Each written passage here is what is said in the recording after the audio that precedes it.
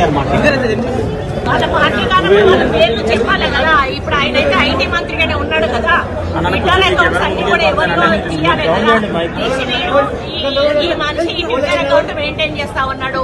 ఈ మనిషికి మాకు సంబంధం లేదు. ఏ అకౌంట్ల నుంచి నా మీద కామెంట్స్ వచ్చినాయి, ఏ అకౌంట్లలో నా మీద పోస్టులు చేసిండ్రో ఆ ట్విట్టర్ అకౌంట్ సంబంధించినటువంటి అకౌంట్ మెయింటైన్ చేస్తే అందరినీ ఫోటోలు బయట పెట్టామనండి. అప్పుడు వాళ్ళ మనుషులా కాదా మాకు తెలుస్తుంది కదా. ఏదో ఒక మాట అనేసి నాకు వీటికి సంబంధం లేదు అని మరి అదే ట్విట్టర్ వేదికలో ఏదైనా ఒక మంచి కార్యక్రమం చేస్తే ఇది మాదే అని చెప్పేసి సంతోషంగా చక్కలు గుద్దుకొని ఏదైనా చెడు వస్తే అది నాది కాదు అని చెప్పేసి చేతులు దుక్కుకోవడం సరైనది కాదు.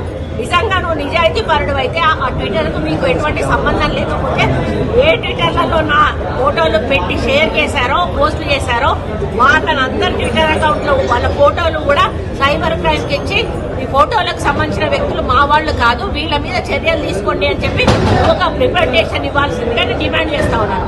అప్పుడు మేము ఓకే చెప్తాం. కానీ నువ్వు ఇప్పటికే దుబాయ్ పంపించావు, ఇద్దరు మనుషులను పంపించావు. దుబాయ్ నుంచి 3 యాక్సెస్ అయితే ఉన్నాయి. ఇప్పుడు ఇంకో ఇద్దరిని కూడా దుబాయ్ పంపించి అరే బాబు మీరు ఇక్కడ ఉండి యాక్సెస్ చేస్తా మనం దొరికిపోతుందా, మీరు పోయి దుబాయ్ నుంచి యాక్సెస్ చేయరని చెప్పి ఇద్దరిని దుబాయ్ పంపించావు. ఈరోజు వాళ్ళని అట్లా పెట్టి పెయిడ్ అసిస్టెంట్లకు పెట్టుకొని నువ్వు చేసుకుంటూ మళ్ళీ చేతులు దొరుకుతునే కార్యక్రమం చేయడం సరైనది కాదు. దీన్ని తప్పకుండా నువ్వు వెనక్కి తీసుకోవాల్సిన అవసరం ఉంది. నా దొంగ ఏడుపు అన్న మాటను వెనక్కి తీసుకోవాల్సిన అవసరం ఉంది.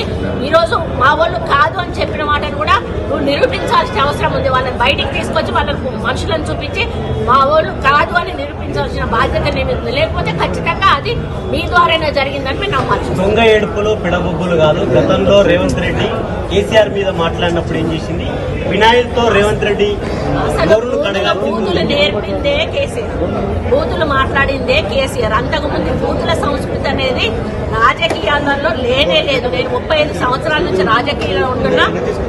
లోపల అసెంబ్లీలో మాట్లాడుకున్నా కూడా విమర్శలు చేసుకునే వాళ్ళు కానీ బూతులు ఇక్కడ కూడా మాట్లాడుకునే వాళ్ళు కాదు. రాజశేఖర రెడ్డి గారితో నేను 10 సంవత్సరాలు పనిచేశాను. అదే 9 ఏళ్ళు చంద్రబాబు నాయుడు హయాంలో నేను ఎమ్మెల్యేగా పనిచేశాను. ఏమయ్యా రాజశేఖర్ అని ఆయన మాట్లాడేవాడు, ఏమయ్యా చంద్రబాబు అని ఈయన మాట్లాడేవాడు. కానీ ఎక్కడా కూడా అసభ్య పదజాలాన్ని వాడినటువంటి సందర్భాలు లేవు. ఈవెన్ సిఎల్పీలో మేము మాట్లాడేవాళ్ళు కాదు, టీడీఎల్పీలో వాళ్ళు మాట్లాడేవాళ్ళు. కానీ ఈయన రెచ్చగొట్టే పద్ధతిలో తెలంగాణ ఉద్యమం మాట్లాడాడు అంటే అది ఓకే, అది ఉద్యమం కోసం మాట్లాడాడు. తెలంగాణ వచ్చిన తర్వాత కాంగ్రెస్ వాళ్ళని టార్గెట్ చేస్తూ ఆయన ఎన్ని బూతులు మాట్లాడాడో రికార్డులలో ఉన్నాయి, మీ అందరికీ కూడా తెలుసు. ఆ సంస్కృతిని వాళ్ళు ప్రవేశపెట్టి దాన్ని కండెమ్ చేయాల్సిన అవసరం వస్తుంది. ఎదుటోడు బూతు మాట్లాడినప్పుడు మేము బొద్దుతోటే కండెమ్ చేయాలి. అది ముఖద్దరిలో పెట్టి చూపించి మేమే మాట్లాడుతున్నాము వాళ్ళే మాట్లాడుతున్నారు మేము మాట్లాడతాం లేదని చెప్పడం అనేది సమంజసం. సినిమా జీవితాలతో కూడా కేటీఆర్ ఆడుతున్నారని చెప్పేసి మీరు కొంతమంది డైవర్స్ కూడా తీసుకున్నారు. డైవర్స్ ఏంటండి, నాగ చైతన్య డైవర్స్ 100% కేటీఆర్ చేయబట్టే అయింది. ఎందుకంటే కన్వెన్షన్ హాల్ ని కూడగొట్టద్దు అని అంటే సమంతను నా దగ్గరికి పంపాలి అని చెప్పి ఆయన డిమాండ్ చేశారు. సమంత గారిని వెళ్ళమని చెప్పి నాగార్జున వాళ్ళు ఫోర్స్ చేశారు. సమంత అనేది వెళ్ళను అంటే వాళ్ళు చెప్తే వింటే విను, లేకపోతే వెళ్ళిపోతే డైవర్స్. అందరికి కూడా ఇంటర్నల్ గా మీడియా వాళ్ళంతా వాళ్ళకి ఇండస్ట్రీ వాళ్ళందరికీ కూడా తెలుసు. ఈరోజు సమంత జీవితం అన్యాయం కావడానికి 100%. అదే విధంగా ఇద్దరు హీరోయిన్లు పెళ్లిళ్ళు కూడా చేసేస్తున్నారు. ఎందుకంటే డ్రగ్స్ కేసు రాగానే ఈరోజు మీకు తెలుసు రకుల్ ప్రీత్ సింగ్ ఆల్రెడీ బయట ఆమె పెళ్లి చేసేసుకుంటా. ఇద్దరు హీరోయిన్స్ కూడా గబగబా పెళ్లిళ్ళు చేసేస్తున్నారు. ఈ తలకాయ మాకెందుకు బాబు, మేమిద్దరు ఇరుక్కుంటాము.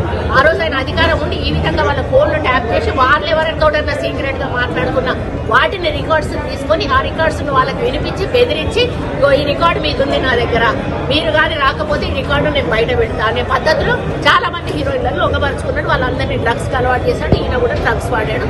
దానితోటే ఆ రోజు డ్రగ్స్ కేసు కానీ ఈ రోజు ఫోన్ ట్యాపింగ్ కేసు కానీ చాలా సీరియస్ గా మన ప్రభుత్వం తీసుకోవడం. ఇప్పుడు వాళ్ళని బాధితులుగా చూసి మీ ప్రభుత్వం వచ్చింది కాబట్టి రిప్రజెంటేషన్ వాళ్ళు ఇవ్వరండి, వాళ్ళు బయటకు రారు. కాబట్టి ఎంక్వైరీలో వాళ్ళ పేర్లు వచ్చినా కూడా వచ్చుకున్నాడు. వాళ్ళందరినీ డ్రగ్స్ కి అలవాటు చేశాడు. ఈయన కూడా డ్రగ్స్ వాడాడు.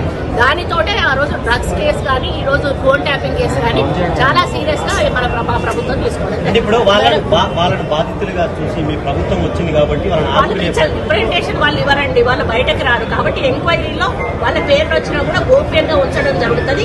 ఎవరైతే విక్టిమ్ ఉన్నారో వాళ్ళ మీద సీరియస్ గా యాక్షన్ తీసుకోవడం జరుగుతుంది.